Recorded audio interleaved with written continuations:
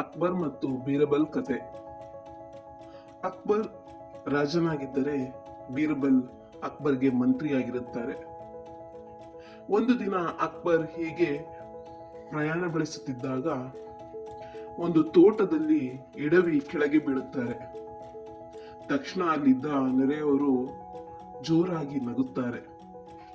ಅದನ್ನು ಸಹಿಸಲಾಗದೆ ಅಕ್ಬರ್ ಈ ತೋಟದ ಮಾಲೀಕನನ್ನು ಗಲ್ಲಿಗೇರಿಸಿ ಎಂದು ಆಜ್ಞೆ ಹೊರಡುತ್ತಾನೆ.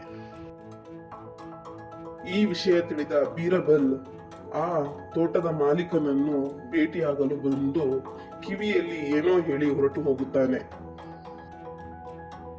ತೋಟದ ಮಾಲೀಕನನ್ನು ಗಲ್ಲಿಗೇರಿಸುವ ಸಂದರ್ಭ ನಿನ್ನ ಕೊನೆಯ ಆಸೆ ಏನು ಎಂದು ಕೇಳಿದಾಗ, ನಾನು ರಾಜನನ್ನು ಭೇಟಿಯಾಗಬೇಕು ಎಂದು ತಿಳಿಸುತ್ತಾನೆ. ನಂತರ ಆ ತೋಟದ ಮಾಲೀಕನಿಗೆ ಮಹಾರಾಜನನ್ನು ಭೇಟಿ ಮಾಡಲು ಅವಕಾಶ ಮಾಡಿಕೊಡಲಾಗುತ್ತದೆ. ಅವನು ಮಹಾರಾಜನ ಬಳಿ ಹೋದ ತಕ್ಷಣ ಮಹಾರಾಜನ ಕಾಲಿನ ಮೇಲೆ ಉಗಿಯುತ್ತಾನೆ. ಕೋಪಗೊಂಡ ಮಹಾರಾಜ ಯಾಕೆ ಹೀಗೆ ಮಾಡಿದೆ ಎಂದು ಕೇಳುತ್ತಾನೆ. ಬೀರಬಲ್ ತಕ್ಷಣ ಮಧ್ಯಪ್ರವೇಶಿಸಿ ಹೇಳುತ್ತಾನೆ, ಮಹಾರಾಜರೇ, ನೀವು ಇವನನ್ನು ಕ್ಷುಲ್ಲಕ ಕಾರಣಕ್ಕೆ ಗಲ್ಲಿಗೇರಿಸುತ್ತಿದ್ದೀರಿ. ಆದ್ದರಿಂದ ಅವನು ಈಗ ನಿಮಗೊಂದು ಸರಿಯಾದ ಕಾರಣವನ್ನು ನೀಡಿದ್ದಾನೆ. ಅವನಿಗೆ ಅನಿಸಿತು, ನಾನು ಮರಣ ಹೊಂದಿದ ನಂತರ ಮಹಾರಾಜರ ಬಗ್ಗೆ ಬೇರೆ ಯಾರು ಏನೂ ಮಾತನಾಡಬಾರದು ಎಂದು. ತಕ್ಷಣ ಮಹಾರಾಜರಿಗೆ ತನ್ನ ತಪ್ಪಿನ ಅರಿವಾಗುತ್ತದೆ.